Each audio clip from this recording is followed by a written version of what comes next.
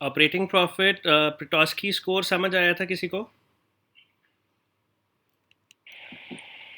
No sir. So 0 to 9 के बीच में एक वैल्यू होती है। पिटॉस्की स्कोर क्या होता है, इसका डेफिनेशन पढ़ लेते हैं।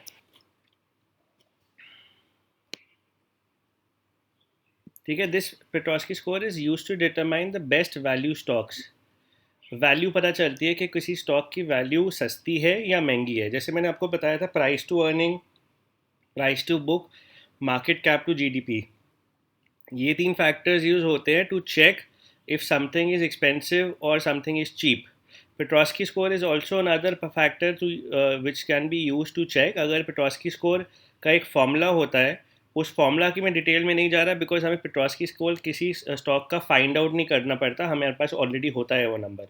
तो एनीवेज अगर ये क्लोज टू 9 है, दैट मीन्स कि स्टॉक बहुत ही अंडर वैल्यूड है और अच्छा टाइम है बाय करने का उस स्टॉक का, क्योंकि ये सस्ता है स्टॉक। ठीक है। Graham number, Graham number basically क्या करता है, ग्रैहम नंबर आपको एक एवरेज बता देता है स्टॉक का कि एवरेज प्राइस कितना होना चाहिए। अगर वो स्टॉक प्राइस से नीचे है, that means the stock is under valued. Again same valuation बताता है। The Graham number is the upper bound of the price range that is defensive investor should pay for a stock. So this is the upper value of the stock. So मान लो Graham number आता है ICICI bank का 500 रुपये। ठीक है। तो that means ICICI bank का स्टॉक आइडियली अभी 500 रुपये पे होना चाहिए। बट अगर स्टॉक प्राइस उसकी अभी 390 है, that means it's a very good buy to, it's a very good opportunity to buy that stock. Price होना होना 500 चाहिए था, बट अभी आपको 390 पे मिल रहा है। ठीक है। Okay. Price to earning, price to book value. Price to earning, price to book value basically क्या होता है, price divided by number of shares of a company, and earnings is earnings divided by number of share. So it's per share, एक share का कितना price है और एक share पे अर्निंग कितनी आती है कंपनी की। कंपनी की अर्निंग्स आती है, राइट। अगर आप मान लो कंपनी की अर्निंग्स आ रही है 1 करोड़ रुपए, और अगर आप मान लो कंपनी के नंबर ऑफ स्टॉक्स अवेलेबल है 50, तो पर स्टॉक अर्निंग कितनी हो गई, 2 रुपए की। ठीक है, ये क्लियर हुआ। यस। सिमिलरली अगर कंपनी का प्राइस कितना आ रहा है पर स्टॉक, एक स्टॉक का कितना प्राइस है।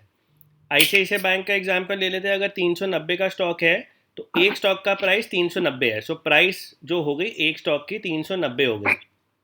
390 divided by earning per share. ठीक है। ये फैक्टर, जो एवरेज अच्छा प्राइस, जो एवरेज प्राइस मानी जाती है, प्राइस टू अर्निंग जो एवरेज माना जाता है वो 17 का माना जाता है। Any stock which is very high then 17 is considered to be overvalued. Any stock which is very less than 17 is considered to be undervalued.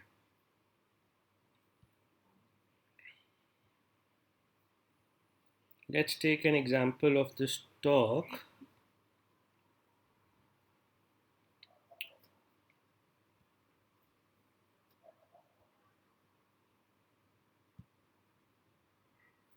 ये देखो, price to earning, price to book. Dixon Technologies का price to earning अभी 97 है। दीपक नाइट, so this is over valued right now. Deepak Nitrite का price to earning अभी 17.5 है। This is fairly valued. 17 का एवरेज है, 17 ही अभी चल रहा है। This is all right.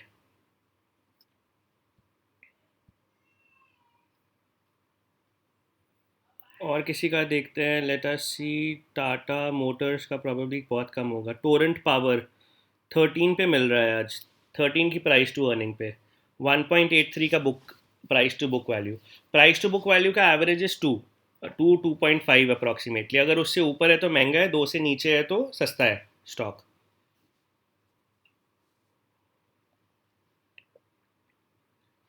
हिलबर्ग 18 पे मिल रहा है। भारतीय एयरटेल का नेगेटिव है अभी, दैट मीन्स ये तो बहुत ही सस्ता स्टॉक है। इसके ऊपर अभी प्राइस इसकी ऊपर जानी चाहिए भारतीय एयरटेल की।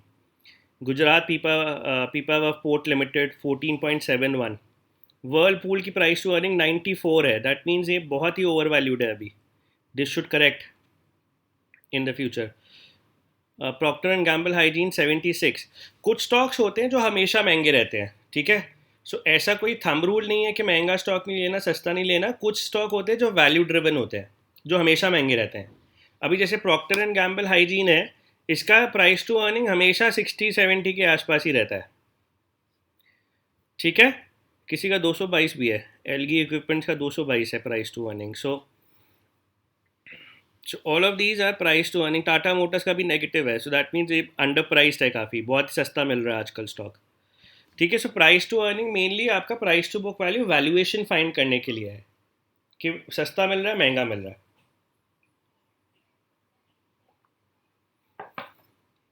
Are O E is return on equity. R O return on equity कोई बता सकता है क्या होता है? श्रद्धा, आपने पढ़ा होगा शायद।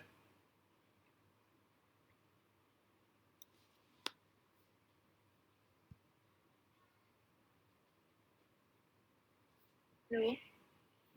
Hello. Yeah, I think jitna how much ever return you're getting as a proportion of your equity, as a proportion of how much you've invested in the company. Correct. So जो ओनर्स हैं company के, जो share holders है company के, उनको return कितना मिल रहा है माइनस द डेट। सो अगर श्रद्धा की कंपनी थी, श्रद्धा की कंपनी में हम सब ने इन्वेस्ट किया हुआ था, सब शेयर होल्डर्स को कितना रिटर्न मिल रहा है minus the debt of the company,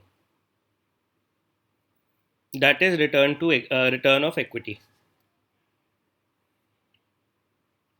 should be ideally positive, higher than average of the peers. So ये आइडियली पॉजिटिव होना चाहिए। अगर शेयर होल्डर्स को रिटर्न नहीं मिल रहा, जो ओनर्स है कंपनी के, then most probably it is not a very profitable business, right? या सो इसका ये भी हो सकता है कैश बर्न कर रहे हो तभी रिटर्न टू इक्विटी नहीं मिल रहा।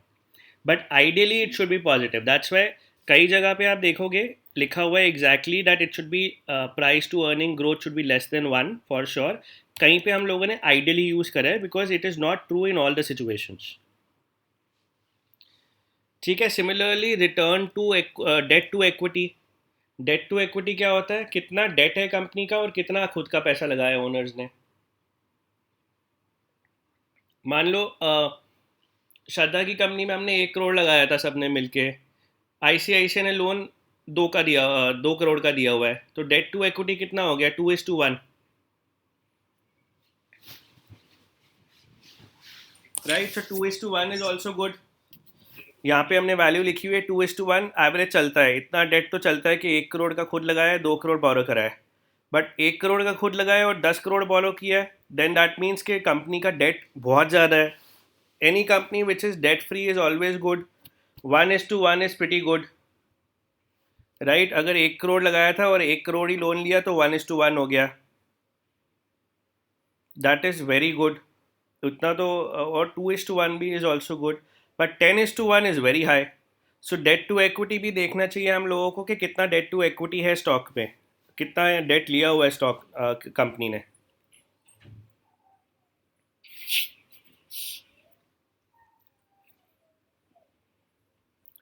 Cash flow is important. Cash flow क्या होता है? Net cash flow is the result of company's total cash minus liabilities reported on its financial statements. So सारी लाइबिलिटीज हटा के कंपनी के पास कितना कैश फ्लो बचता है at the end of it. और इसमें भी बाइफर्केशन हमने करी हुई है कि ऑपरेटिंग कैश फ्लो कितना है और फाइनेंसिंग कैश फ्लो कितना है और इन्वेस्टिंग कैश फ्लो कितना है। ठीक है, इन्वेस्टिंग कैश फ्लो मतलब अब कंपनी के पास अगर सरप्लस है तो कंपनी ने कहीं पे इन्वेस्टमेंट कर दी, वहाँ से भी रिटर्न आ सकता है ना कंपनी को, हमें वो नहीं देखना। हमें मतलब वो भी देख रहे हैं बट हमने इसका सेपरेट हेड बनाया हुआ है। हमें मेन एक्चुअली कंसर्न इसके आगे लिखा भी हुआ है, very important, this is the cash flow from operating activity. See everywhere we are interested कि जो कंपनी का ऑपरेटिंग बिजनेस है, जो कोर बिजनेस है, वो स्ट्रांग होना चाहिए। आसपास अगर स्ट्रांग है नथिंग लाइक इट, बट ऐसा नहीं होना चाहिए कि कोर बिजनेस बहुत वीक है और आसपास स्ट्रांग है, then the stock is not that good.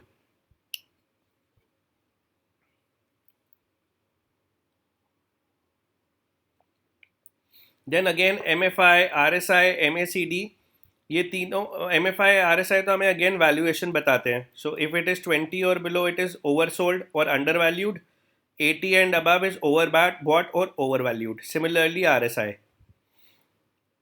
MSI and MACD, again it shows us कि buy करना चाहिए stock, sell करना चाहिए. So MACD, if it is greater than MACD signal line, ये दो अलग अलग factors हैं. I hope everybody is able to see the screen. कोई problem तो नहीं हो रही screen देखने में? No, no, it's okay. So ये दोनों No, sir. factors हैं MACD signal. If MACD is greater than MACD signal, then that means it's a time to buy that stock. If MACD is less than the MACD signal, then it's time to sell the stock, right? So these are all parameters for us to see the stock level thing. Company को हमने search कर लिया, सब कर लिया, अभी stock देखना कैसा चलेगा. ROC 21 it should be positive. ROC 125 should be positive. ठीक है, ये बताता क्या है ROC? The price rate of change is momentum based technical indicator that measures the percentage change in price between the current price and the price a certain number of periods ago. कुछ stocks होते हैं जो जिनमें financial strong नहीं है, कुछ strong नहीं है, but liquidity I, sentiments improve हुए, मोमेंटम की वजह से ऊपर चले गए. तो ROC 21, ROC 125 basically tells us कि मोमेंटम की वजह से कौन सा स्टॉक ऊपर जा रहा है. और अगर कुछ हमें लगता है कि we are at the start of a momentum, we recommend that stock.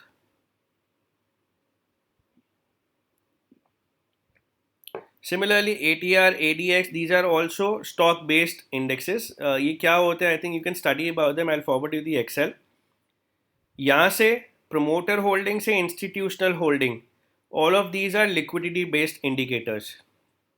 इससे मुझे ये पता चलता है प्रमोटर होल्डिंग परसेंटेज, इससे पता चलता है कि खुद का जो ओनर है कंपनी का, वो अपनी कंपनी में पैसा डाल रहा है कि नहीं डाल रहा. सो एक मेरे लिए इंपॉर्टेंट पॉइंट स्टॉक सेलेक्ट करने में ये भी होता है, अगर प्रमोटर खुद कॉन्फिडेंट नहीं होगा अपनी कंपनी में तो वो खुद की कंपनी में कभी पैसा नहीं डालेगा. बट अगर वो खुद की कंपनी में पॉजिटिव रहेगा, उसका अगर प्रमोटर का रीजनिंग स्ट्रांग है कि खुद की कंपनी चलेगी उसकी आगे, and is confident about his company, promoter will always put पैसा in his own company. So promoter holding is very important to see. Then is it backed by FII का पैसा, फॉरेन इन्वेस्टर्स का पैसा आ रहा है कि नहीं आ रहा, that should also we look at. Then mutual funds पैसा डाल रहे हैं कि नहीं, और देन इंस्टीट्यूशंस पैसा डाल रहे हैं कि नहीं. इंस्टीट्यूशनल कैन बी एनीबडी, मतलब institutional holding can be any company that is putting in पैसा. सो ये चारों factors, promoter, FII, MF, institution, basically tells us कि एक स्टॉक में कितना लिक्विडिटी आ रहा है, कितना पैसा आ रहा है.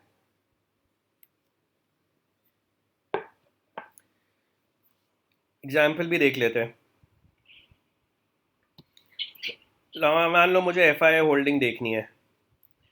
FII होल्डिंग डिक्सन टेक्नोलॉजीज में 12% की आई है इस बारी, इस क्वार्टर में. 12% of the money has come into Dixon Technologies in this quarter. So hence you see Dixon Technologies जब हमने देखा था बहुत ओवरवैल्यूड स्टॉक्स था, बट ये ऊपर जाता जा रहा है हर रोज, आज भी ऊपर जा रहा है क्योंकि इसमें बाहर से FII पैसा बहुत डाल रहे हैं. सो इफ यू सी इसका प्राइस टू अर्निंग हमने कहाँ पे, आई थिंक वीकनेस में देखा था कहीं पे, शायद थ्रेड्स पे देखा, कहीं तो देखा था इसका प्राइस. ये रहा, stocks with high PE greater than 40. So over valued stock ज़रूर है, बट क्योंकि देखो FII का पैसा इसमें आ रहा है, FII के अलावा आई थिंक म्यूचुअल फंड भी डाल रहे होंगे. म्यूचुअल फंड ने भी 20%, 20.99% होल्डिंग बढ़ाई है, मतलब 20.99% पैसा म्यूचुअल फंड का है इसमें. Quarter on quarter mutual fund ने थोड़ा सा कम किया है, आई थिंक FII ने क्वार्टर में बढ़ाया है पैसा, 1.51% बढ़ाया है. और किस में आया है? नियोजन केमिकल्स में पैसा आया है इस क्वार्टर में.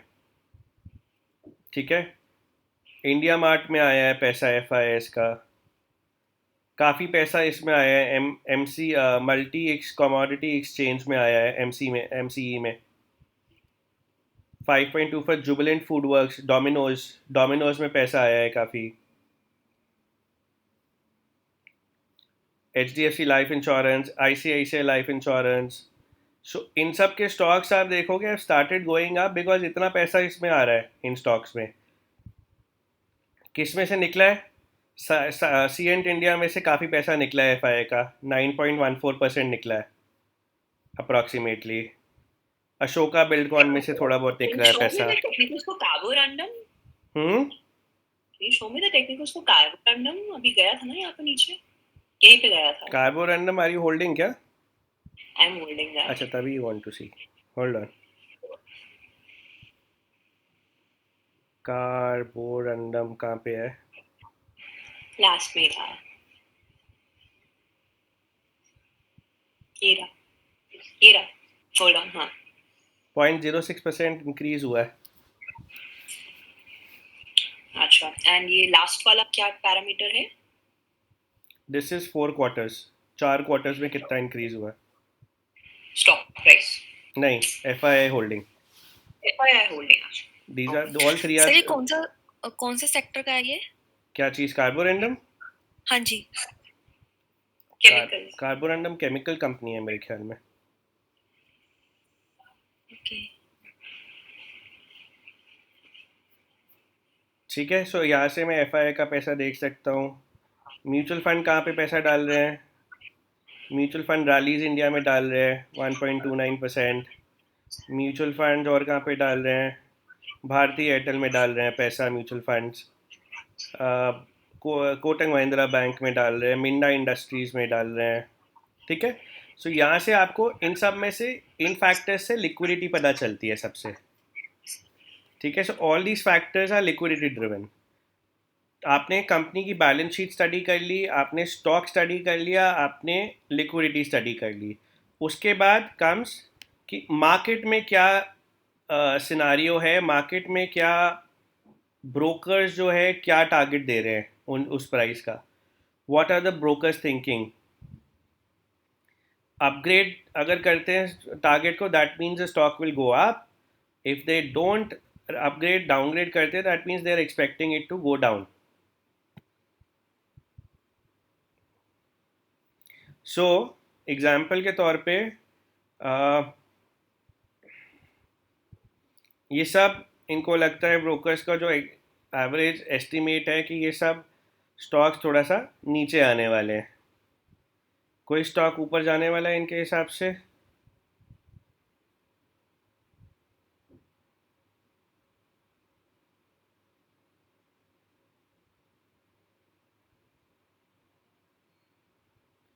So probably Heidelberg Cement 198 से 218 is what they are expecting. TCI. TCI 844 to 893. Gujarat Pipavav 81 85 to 90। But ये टारगेट्स ना बहुत शॉर्ट टर्म होते हैं, तो जनरली हम इसको बहुत ज़्यादा करते नहीं है, वेटेज ज़्यादा नहीं देते। बट देन ये हमने रखा हुआ है जस्ट फॉर टू नो कि क्या exactly what is the market expecting in every stock. ठीक है, स्टॉक्स पैरामीटर्स आपको क्लियर हुए सब? थोड़ा बहुत जो रह गया है एक बार फिर से पढ़ोगे, प्रॉब्ली ज़्यादा क्लियर हो जाएंगी ये सब चीज़ें।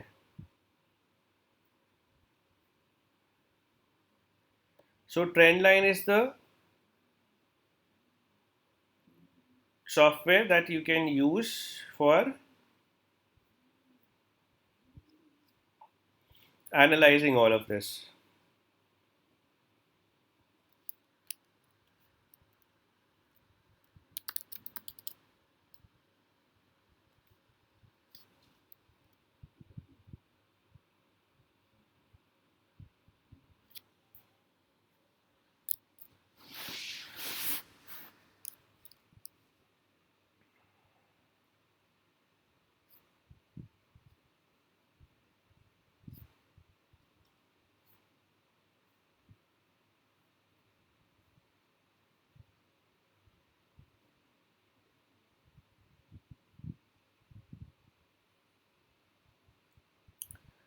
एक आपको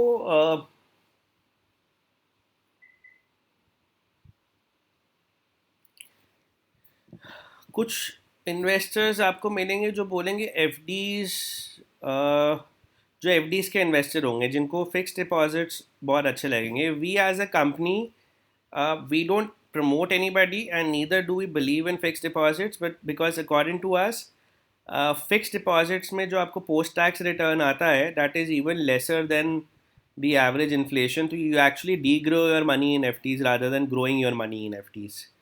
ठीक है, यहाँ पे मैंने एक एग्जांपल लिया हुआ है। What I have done is we have compared FDs versus a hybrid debt category where we have taken 80% debt and 20% equity. So काफ़ी लोगों को इक्विटी से बहुत डर लगता है, राइट, कि मेरा कैपिटल आधा हो जाएगा, ये हो जाएगा। बट अगर आप इक्विटी स्टैगर्ड वे में और लिमिटेड अमाउंट दो तो then it makes sense. So if you see the screen on your screen,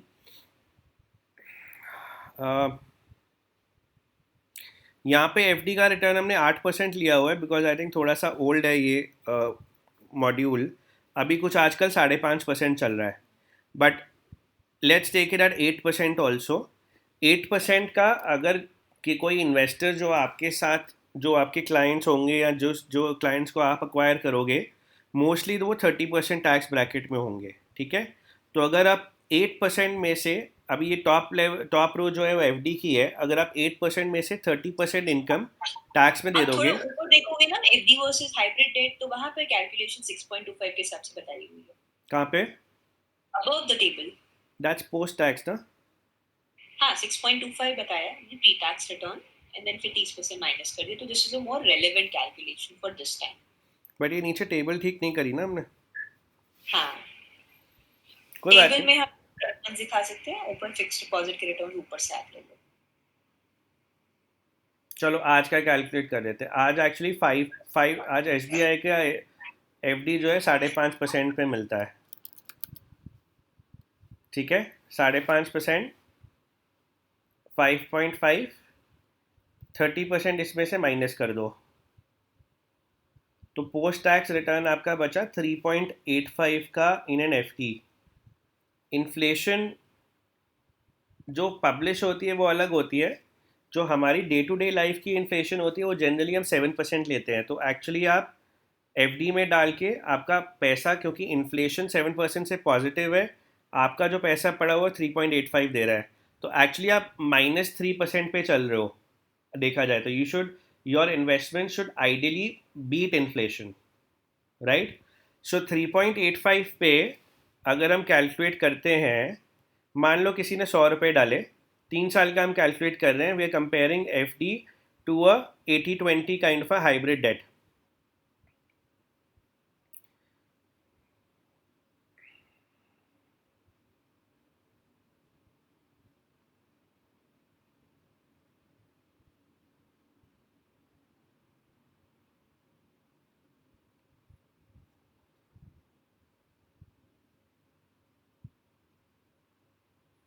पहले साल का रिटर्न आपका कितना हो गया?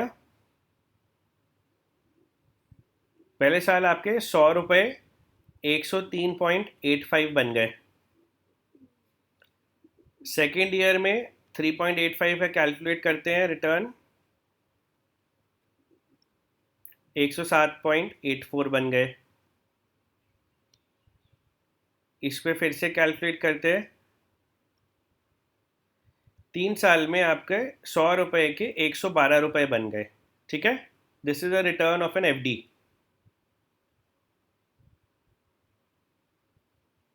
100 रुपये लगाए थे किसी ने, 3 साल में एफडी में पड़े पड़े कंपाउंड होता रहा वो 3.85 पे, तो 112 रुपये बन गए। ठीक है, अभी हम डेट और इक्विटी केस करेंगे, और इक्विटी में हमने क्या किया है, इक्विटी में हमने दोनों चीज़ें करी है। एक हमने बेस्ट केस लिया है which is 20% returns in equity in 3 years. एक हमने वर्स्ट केस लिया है जहाँ पे 3 साल में 15% नीचे जाता है। So this is 15% per annum.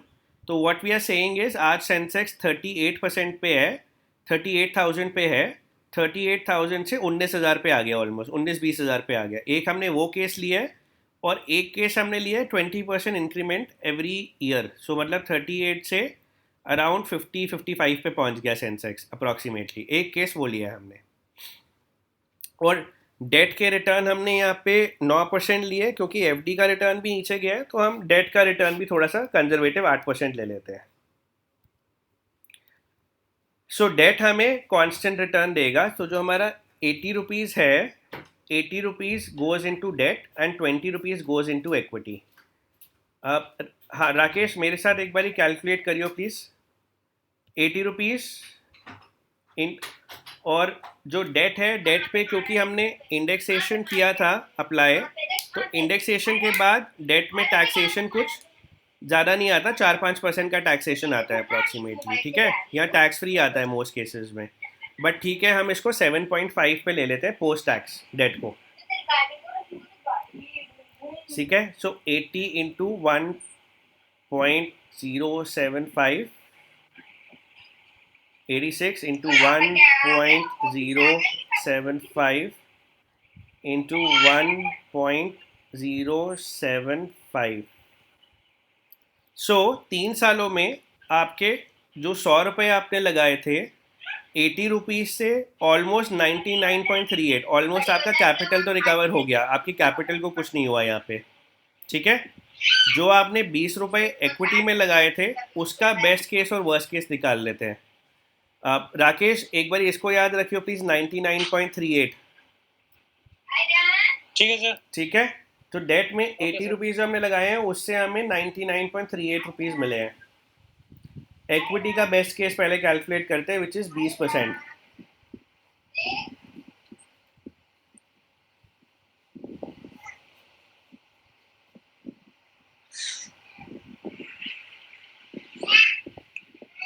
So best case is 34.56 plus 80 रुपये जो डेट से रिटर्न आया था, कितना था, 99.38.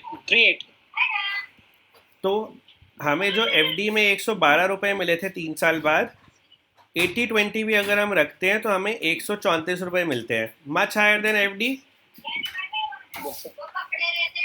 अभी वर्स्ट केस मानते हैं इक्विटी का कि यहाँ एक्चुअली कोविड के टाइम पे भी इतना करेक्ट नहीं हुआ था, बट मान लेते हैं कि यहाँ से करेक्ट होता है मार्केट उतना अगले 3 साल तक. तो मैं 20 रुपये बिकम्स 15% ना, 0.85. फर्स्ट ईयर में 17 रुपये होता है, दूसरे ईयर में आई थिंक 14.4 हो जाएगा, तीसरे ईयर में हो जाएगा 12 रुपये. प्लस डेट में कितना था, 99.38. 39.38. 111 रुपये 66 पैसे. हमारा इक्विटी में एफडी में कितना बना था, 100 रुपये का 112 रुपये बना था. इसका 80-20 का वर्स्ट केस उतना है एफडी जितना. Best case can be very higher than an FD. So FD में क्यों करना है किसी को? एफडी में लोग सिर्फ इसलिए करते हैं क्योंकि एफडी में बैंक आपको गारंटी देता है कि आपको इतना पैसा मिलेगा. आप आज एफडी करो, आपको 5.5% मिलेगा. ये तो मैंने बहुत कंजर्वेटिव रिटर्न्स लिए हैं, 7.5% मैंने डेट में लिया है. डेट का रिटर्न पिछले 1 साल में कितना है, 8.5. साढ़े कुछ आया था सुनने में. क्या हुआ राकेश? 8.5 ना, पिछले 1 साल में नहीं है इतना. 8.95 पिछले 1 साल में मे बी सर. 10 से ऊपर है.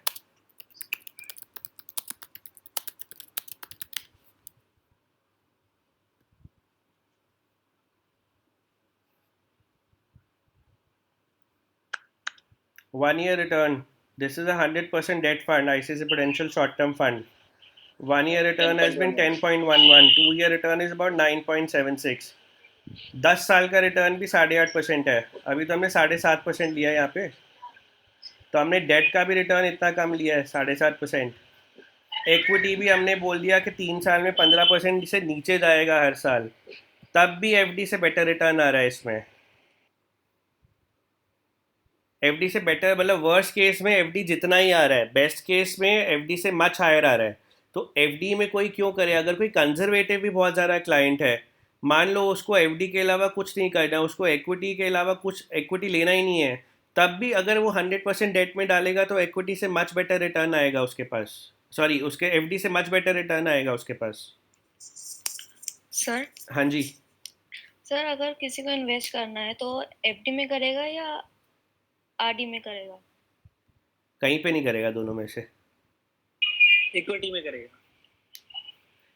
अगर किसी को इन्वेस्ट करना है, अभी इतनी देर से वही तो बता रहा हूँ मैं, एफडी नहीं, वी नहीं डोंट। नहीं, यहाँ पे आरडी का ऑप्शन है इसलिए मैं आरडी का ऑप्शन ले रही हूँ। आरडी और एफडी में कोई डिफरेंस नहीं होता। आरडी इज जैसे रिकरिंग डिपॉजिट, हर यस। महीने आप कुछ डाल सकते हो। It is mainly an FD only. Taxation तो आपको वैसे ही लगता है ना एफडी जितना। हाँ जी। तो हम तो एज एज ए कंपनी हम एफडी और आरडी प्रेफर ही नहीं करते किसी को बोलना। कोई फ़ायदा नहीं है, कोई पैसा नहीं बनता एफडी और आरडी में। हाँ जी, नहीं बनता। So then why do people invest in FD? Because it's a mental satisfaction, a guaranteed product. I cannot guarantee you 10% in a debt fund. और I will ज्यादा रिटर्न नहीं आता है इसमें। I will just give you a background figure. I've given you a 10-year figure of 8.6%. But will the next year give me 8.6%? I don't know. I cannot guarantee. But I'm sure कि वो FD से better होगा for sure. And then a lot of people don't know about debt mutual funds. There are people in the country debt mutual funds के बारे में पता ही नहीं है. There is a perception in the country that mutual funds is just equity and just risk. But a lot of people don't know about debt mutual fund. Lot of people don't know कि debt mutual fund में 3 साल के बाद long term करके indexation पढ़ के कोई tax नहीं पड़ता, या बहुत मिनिमल टैक्स पड़ता है 5% के। लोगों को पता ही नहीं है ये अभी हमारी कंट्री में। The lack of knowledge की वजह से they are making lower returns. Lack of knowledge and lack of trust also. People yes, mostly people लोग ट्रस्ट ना बैंक्स इक्विटी में मोर। ज्यादा इन्वेस्ट करते पीपल ट्रस्ट बैंक्स मोर की गारंटी मिल रहा है हमको हैं। यस। 6.5% का guarantee. But people don't understand कि एक्चुअली टैक्स काट के उनको कुछ भी नहीं मिलेगा, इन्फ्लेशन से भी कम मिलेगा। लोग इन्फ्लेशन और रिटर्न्स को कोरिलेट नहीं कर पाते। लोग ये नहीं समझ पाते कि हर महीने इन्फ्लेशन 7% से बढ़ रही है, तो your capital should increase by more than 7% for you to take care of your future expenses. लोगों को लगता है कि लोग इन्फ्लेशन तो डिस्काउंट ही कर देते कम्प्लीटली, एंड दे से कि हमें तो हमारा पैसा तो बढ़ ही रहा है, हमने तो 100 रुपये डाले हुए एफडी में, 100 रुपये पे 5.5% तो आ ही रहा है हर महीने हर साल।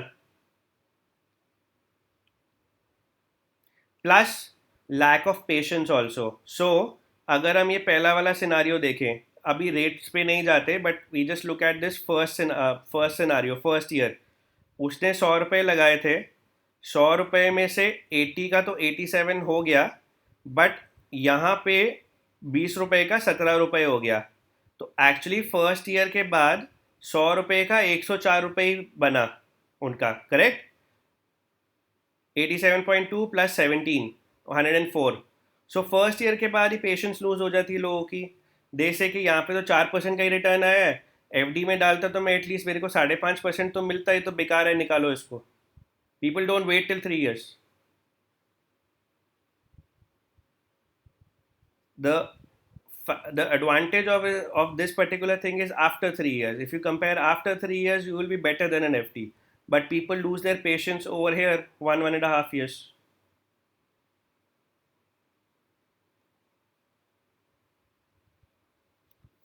क्लियर? ये समझ आ गया FD versus 80-20? Yes sir. Yes sir. Great. PE, trailing PE और फ्यूचर पीई। ओके, सो मैंने जब आपको प्राइस टू अर्निंग बताया था ना, प्राइस टू अर्निंग क्या था? प्राइस पर share divided by earning per share, correct. Earning per share. अब प्राइस टू अर्निंग ना 2 तरह के होते हैं। एक में क्या करते हैं हम, जो पिछले साल की अर्निंग आई है कंपनी की, वो अर्निंग लेते हैं। और एक में हम क्या करते हैं, हम जो फ्यूचर अर्निंग आएगी कंपनी की, उसको एक्सपेक्टेड रिटर्न, उसको एक्सपेक्टेड अर्निंग को कैलकुलेट, एक्सपेक्टेड अर्निंग से प्राइस टू अर्निंग कैलकुलेट करते हैं। सो there are 2 price to earnings which you will keep on chatting about with the fund managers when you do. One is trailing PE and one is future PE. Trailing PE is more accurate, but it is of the past. It is not of the future. Future PE is not that accurate because we are making an estimate of the earnings here. But future में stock कैसे perform करेगा कैसे नहीं, actually future PE से ही पता चलेगा। ठीक है, ये पॉइंट क्लियर हुआ फ्यूचर पीई और ट्रेलिंग पीई का। Yes sir. क्या होता है श्वेता, बताओ। सर ट्रेलिंग पी मींस कि जो पास्ट की परफॉर्मेंस को लेके हम एनालिसिस करते हैं, और जो फ्यूचर पी है हम प्रिडिक्ट करते हैं कि फ्यूचर में ये प्राइस हो सकता है। प्राइस नहीं प्रेडिक्ट करते, प्राइस आज का ही होता है। Earnings, okay, earnings. अर्निंग्स हम फ्यूचर की लेते हैं। तो अगर मान लो कि कंपनी ने इस साल 1 करोड़ की अर्निंग्स करी, वो तो बुक हो गई, राइट। उसकी वजह से स्टॉक ऊपर नीचे जो भी जाना था चले गया। अभी फ्यूचर में मान लो हमने अज्यूम किया कि वो 2 करोड़ की अर्निंग करेगा। So it's an assumption, but we take that earning into price to earning and then calculate future PE. Okay.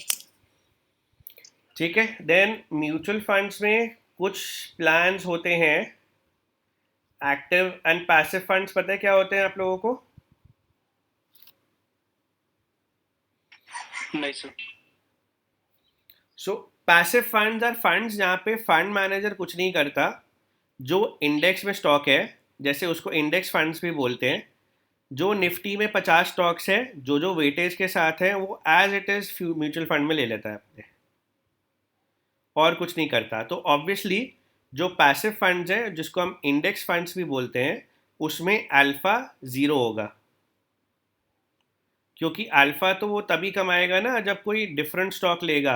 Benchmark जैसा ही फंड अगर रेप्लिकेट कर रहा है सेम टू सेम, तो बेंचमार्क जितना रिटर्न देगा उतना ही रिटर्न वो फंड भी देगा। तो अल्फा इसमें ज़ीरो होता है। That are called passive funds और इंडेक्स फंड्स।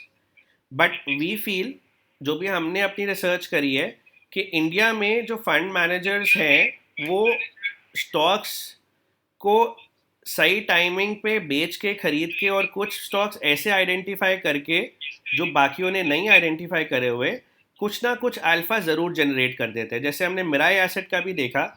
मिराई एसेट और निफ्टी में 1.5% का फ़र्क है पिछले 5 सालों में। तो वो अल्फा फंड मैनेजर ने जनरेट किया है। और अगर कोई इन्वेस्टर पैसिव फंड में इन्वेस्ट कर देता तो उसको पिछले 5 साल में 1.5% कम ही मिलता पर एनम।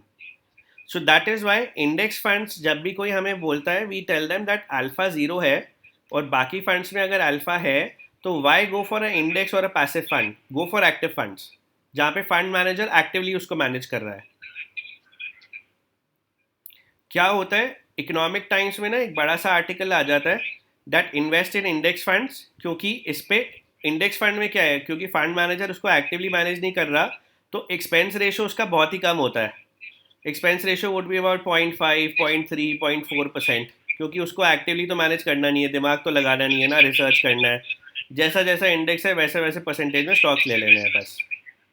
सो एक ईटी में आर्टिकल आता है कि एक्सपेंस रेशो इसका कम है, इंडेक्स फंड्स में लगाओ, तो लोग इंडिया में लगाने लगते हैं। बट लोग ये नहीं देखते कि अल्फा जो जनरेट किया है।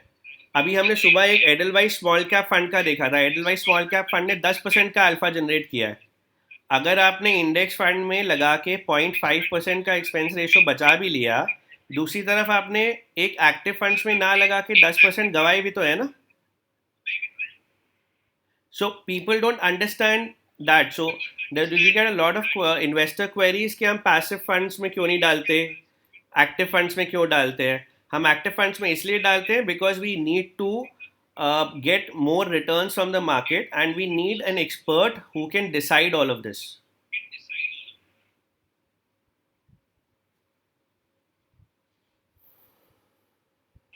तो सर आपने को कैसे पता लगेगा कि कोई एक्टिव फंड है या पैसिव फंड है? जो पैसिव फंड होता है उसका नाम ही इंडेक्स फंड होता है। सेंसेक्स या निफ्टी लिखा होगा उसमें। Index fund,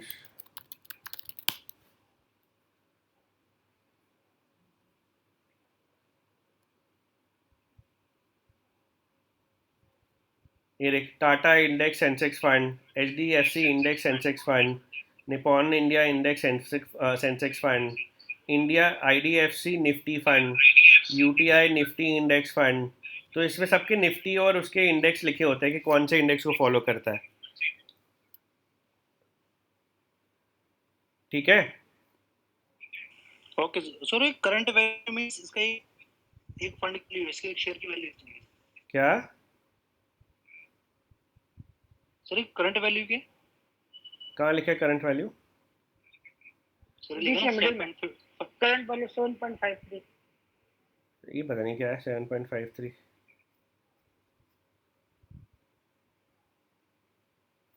$7.51 lakh. अच्छा, तो अगर पिछले आपने इसमें मंथली SIP 10,000 की करी होती फॉर 5,000 रुपये, आपकी इन्वेस्टमेंट 6 लाख होती और आज इसकी वैल्यू इतनी होती. इन्होंने ऊपर एग्जाम्पल लिया होगा इसका.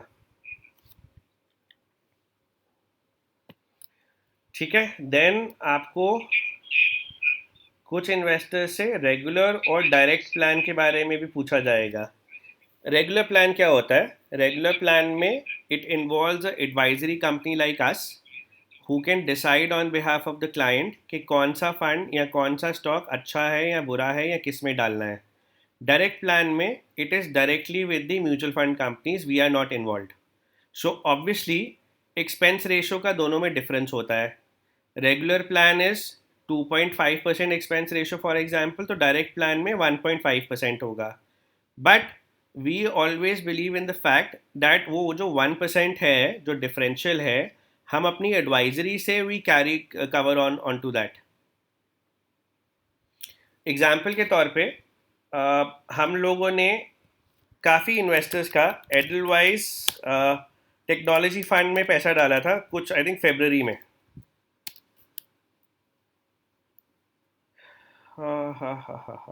Edelweiss US technology fund. ठीक है. 10 रुपये की NAV से शुरू हुआ था. आज का NAV कितना है इसका? So this was NFO opened on 28th February. NFO closed on 28th February and issue somewhere around 1st, 2nd, 3rd of March.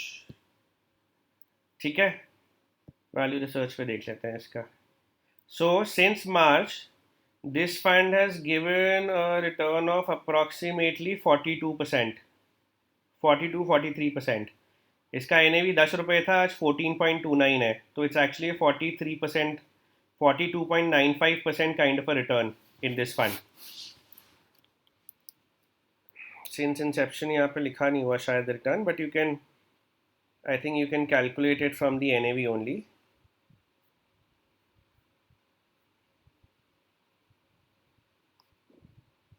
ठीक है, देख लेते हैं.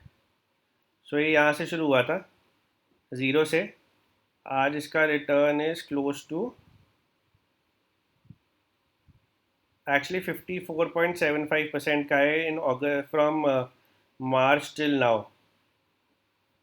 ठीक है. तो 42-43% के आसपास का रिटर्न आया है इसमें. Now if we were not the advisors of any of our clients जिन्होंने ये फंड रेकमेंड किया था हमारे क्लाइंट्स को, तो क्लाइंट्स ने 1% तो बचा लिया होता एक्सपेंस रेशो डायरेक्ट प्लान में इन्वेस्ट करके. बट ये 43% का रिटर्न तो नहीं कमा पाते ना कहीं से, because nobody would have suggested them, nobody, they won't have they probably won't have done their own research कि ये अच्छा फंड है कि बुरा फंड है. This is us advisors who have kind of advised them, right? Yes. So I always feel कि advisory किसी भी चीज़ में is important and that advisory should have a value.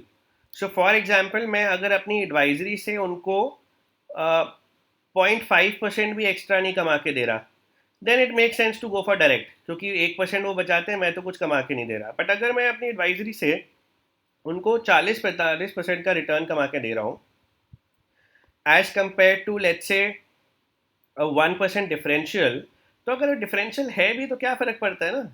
अगर किसी क्लाइंट को डायरेक्ट प्लान में इन्वेस्ट करके 10% का रिटर्न मिलता है और अगर एडवाइजर्स के थ्रू उसको 43% का रिटर्न मिल रहा है, why will he bother about that 1%? Nobody should bother about that 1%, but you will find those clients who do bother about them. So then you have to tell them that direct plans are actually for people who are self-sufficient, who know about the markets, who are regular equity investors, who do not need any help.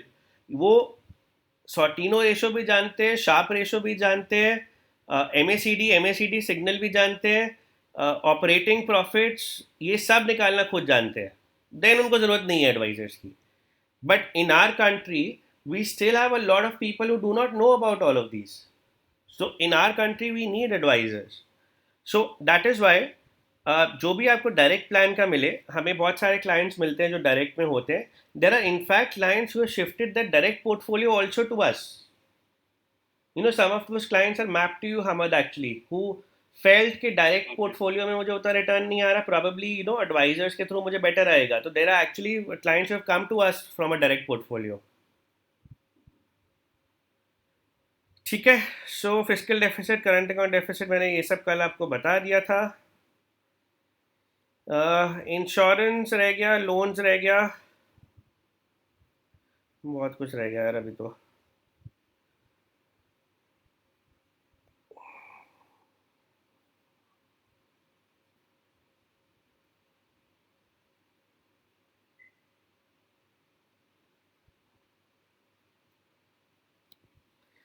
ठीक है, इसको कल cover करते हैं फिर, या आज ही continue करना है? और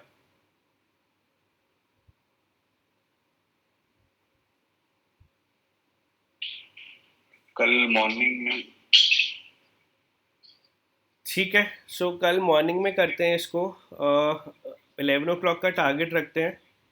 but I have because Shalini have planned to Yeah, we've got 2 meetings till 1. So 11 o'clock and 1 o'clock. So बात कराएंगे. अच्छा, राइट. सर कल इवनिंग में कर सकते हैं क्या इसको? कल सेकंड हाफ में रख सकते हैं, आफ्टर लंच 3 o'clock से एकदम डायरेक्ट 6-7 बजे तक.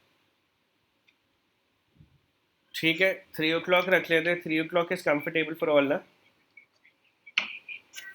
Yes yes sir. Sir. Great. कल 3 बजे रखते हैं ट्रेनिंग. एंड श्वेता, एक बारी 3 बजे सबको लिंक भेज देना एंड 3 बजे सब ज्वाइन कर लेना. 3 से 6-7 बजे तक करके कोशिश करते हैं कि कल ही हमारा होम लोन एंड इंश्योरेंस सब ख़त्म हो जाए. एंड देन हमें फ्राइडे भी फर्स्ट हाफ में करना पड़ेगा. तो फ्राइडे फर्स्ट हाफ की कोई मीटिंग्स मत रखना. Keep meetings from 3 o'clock on Friday, because I will not be available from 3 o'clock. तो फ्राइडे फर्स्ट हाफ में बैठ के प्रोसेसेस वगैरह करेंगे हम लोग थोड़े से. ठीक है. सो कल 3 बजे करते हैं गाइस ट्रेनिंग जो रिमेनिंग है. Okay sir. चलो, all right guys. Thank you.